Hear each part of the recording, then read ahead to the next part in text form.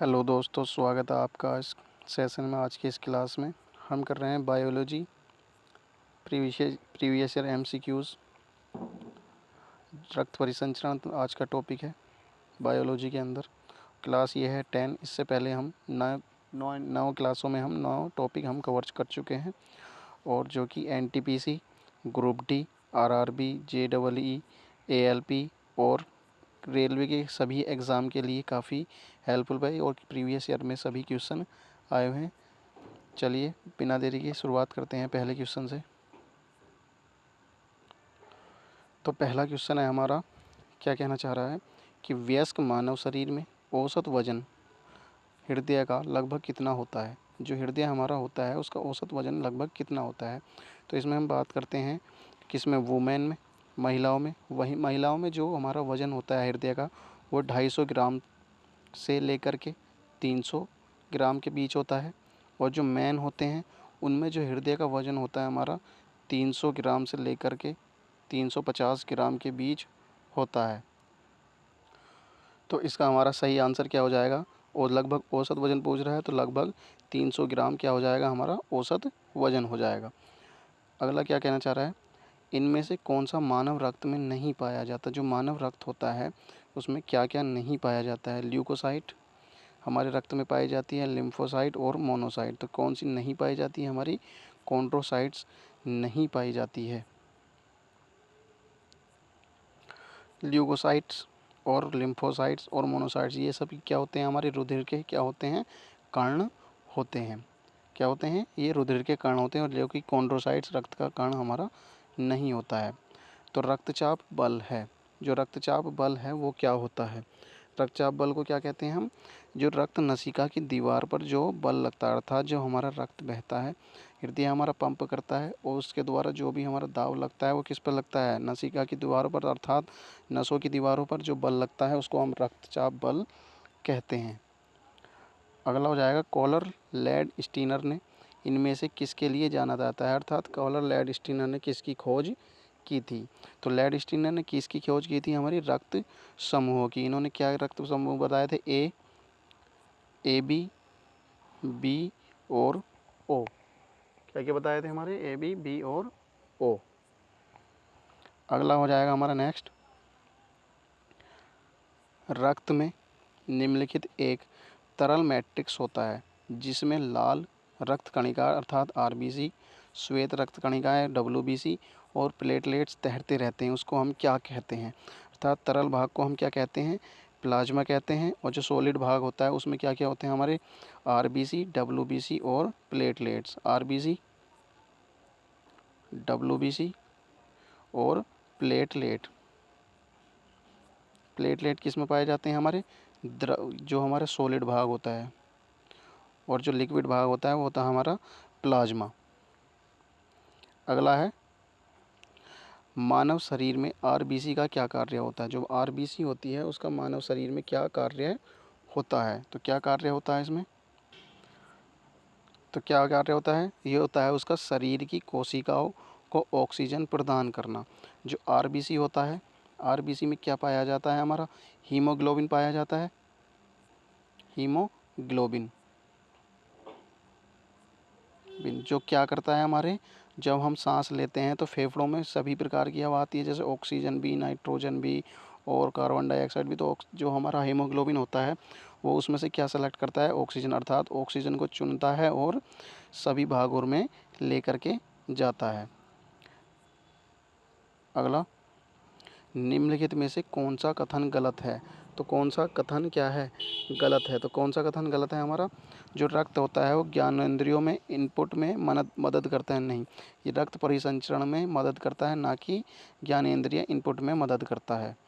अगला है, क्या क्वेश्चन होगा हमारा 8वां, क्या कहना चाह रहा है, निम्नलिखित में से क्या परिसंचरण तंत्र का अंग नहीं है। जो हमारे परिसंचरण तंत्र होते हैं उसमें कौन कौन से अंग होते हैं।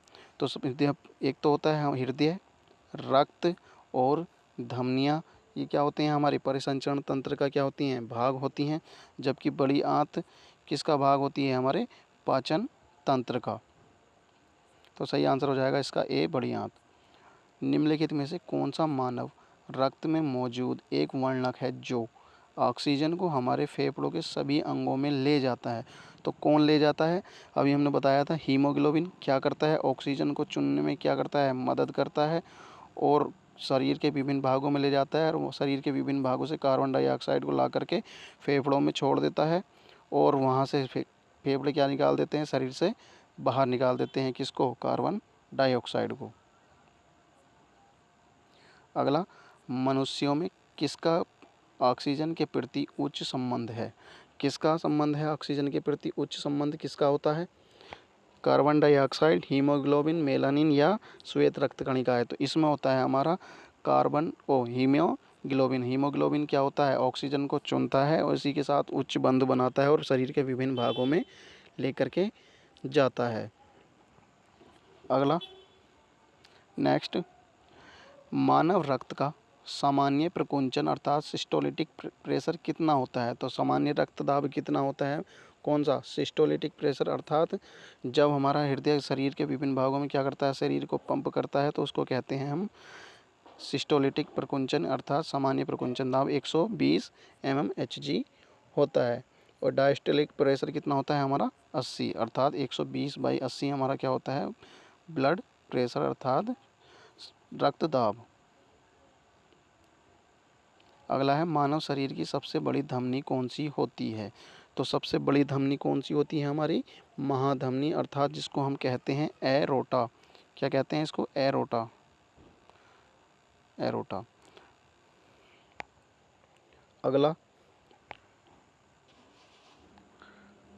मानव शरीर में पीएच की रेंज कितनी होती है? अर्थात मानव शरीर में पीएच का स्तर कितना होता है? जो मानव शरीर होता है उसमें पीएच कहाँ से कहाँ तक होता है? तो जो मानव शरीर में जो पीएच का स्तर होता है हमारा 7.35 से 7.4, अर्थात 7.35 से 7.4, अर्थात कहाँ से कहाँ तक हो जाएगा ये? 7 से 8, लगभग 7 से 8 हो जाएगा, अर्थात एग्जैक्ट हो जाएगा 7.35 से हमारा 7.45 ये। सबसे छोटी रक्त वाहिका को क्या कहते हैं? जो सबसे छोटी रक्त वाहिका हमारी होती है सबसे क्या कहते हैं? सबसे पहले होते हैं हमारी धमनी, उसके बाद उससे होती है सिरा और उसके बाद होती है कोशिका और उसके बाद होती है हमारी कोशिका अलग होती है। कोशिका एक पूरा सेल है, वो अलग चीज़ है। केशिका क्या होती है? केशिका को क्या कहते हैं? सबसे छोटी रक्त वाहिका हम कहते हैं। नेक्स्ट क्या होगा हमारा? निम्नलिखित में से कौन सा प्लाज्मा प्रोटीन के स्कंदन में निहित है? किसके स्कंदन में निहित है? हमारे प्लाज्मा के प्रोटीन के स्कंदन में निहित होता है। तो कौन सा निहित होता है हमारा? सी, अर्थात फाइब्रिनोजन। फाइब्री क्या होता है? नोजेन। किसके संबंध में होता है? हमारे रक्त स्कंदन अर्थात रक्त का थक्का लगाने में। जो हमारे प्लाज्मा में कितने प्रकार के प्रोटीन पाए जाते हैं? फाइब्रिनोजन और फाइब्रिन, ये 2 प्रकार के क्या पाए जाते हैं हमारे रक्त में?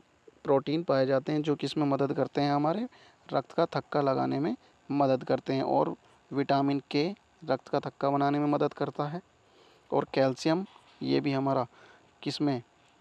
रक्त का थक्का बनाने में मदद करता है। तो इसमें सही क्या होगा? प्रोटीन जो हमारा प्लाज्मा में प्रोटीन होता है वो होता है फाइब्रिनोजन। नेक्स्ट, एक पारंपरिक रक्तचाप को मापने वाले उपकरण जिसमें चिकित्सक को पारे की कलम में उतार चढ़ाव नज़र आता है, हस्तचलित वायु पंप किससे जुड़ा रहता है? तो हस्तचलित जो वायु का जो हमारा पंप होता है वो किससे जुड़ा रहता है? तो किससे जुड़ा रहता है हमारा? क्या होगा इसमें? समदाब से, ट्रांसड्यूसर से या मैनोमीटर से या मरकरी कलम से। तो वो होता है हमारा क्या पाया जाता है उसमें? मरकरी, अर्थात पारा उसके अंतर्गत होता है, जिससे हमारा जो हमारी स्टेथोस्कोप होती है क्या नापने की? ब्लड प्रेशर अर्थात वायु रक्तचाप को। कौन सा रक्त समूह यूनिवर्सल अर्थात सार्वभौमिक क्या है? दाता है, अर्थात जो किसी को भी हमारा क्या दे देता है? खून दिया जा सकता है। तो वो कौन सा होता है? तो उसको कहते हैं हम ओ, अर्थात ओ जो होता है हमारा क्या होता है?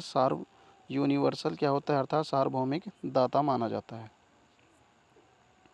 अगला है, वह विकल्प चुने जो संवहनी तंत्र के संदर्भ में सत्य नहीं है। संवहनी तंत्र के संबंध में सत्य नहीं, अर्थात इसमें सत्य कौन कौन से होंगे? डी, इसमें जो होता है शरीर के वजन का लगभग 1.7 से 1.8 होता है, ये हमारा गलत है। बाकी सभी सही हैं। एक व्यक्ति में 6.8 लीटर होता है, ठीक है। आरबीसी का 115 अर्थात 120 दिन कार्यकाल होता है, सही है। लाल रक्त संवहनी संयोजी ऊतक है, जी। तो इसमें सही हमारा इसके आंसर क्या होगा? डी।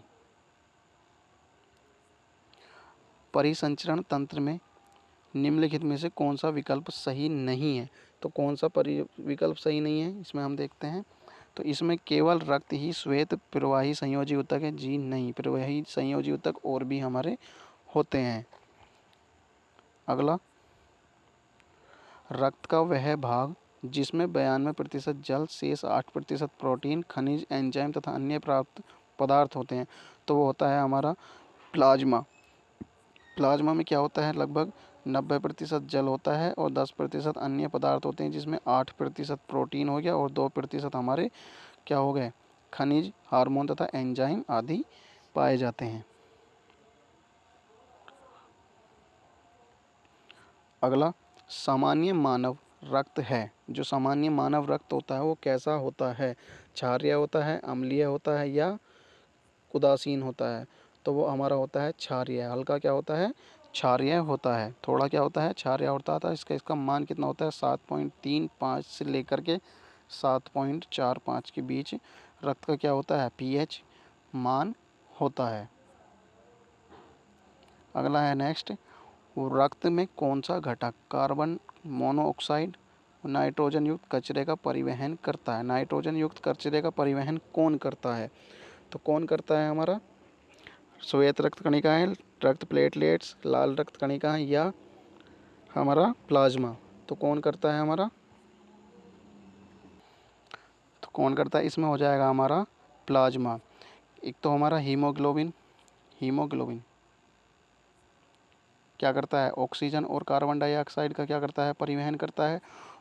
और बची हुई जो भी हमारी ऑक्सीजन कार्बन डाइऑक्साइड होता है उसका परिवहन कौन करता है? हमारा प्लाज्मा करता है। नेक्स्ट होगा हमारा, रक्त में पाया जाने वाला शरीर में ऑक्सीजन परिवहन के लिए जिम्मेदार होता है। तो ऑक्सीजन परिवहन के लिए कौन जिम्मेदार होता है? हमारा लाल रक्त कणिकाएं क्या होती हैं? हमारी ऑक्सीजन परिवहन के लिए जिम्मेदार होती हैं। लाल रक्त कणिकाएं अर्थात आरबीसी, वो क्यों होती है? क्योंकि इसमें क्या पाया जाता है? हीमोग्लोबिन, और हीमोग्लोबिन में क्या पाया जाता है? आयरन। तो ये थे आज के कुछ क्वेश्चन। वीडियो अगर पसंद आए तो चैनल को लाइक, शेयर और सब्सक्राइब ज़रूर करें। धन्यवाद।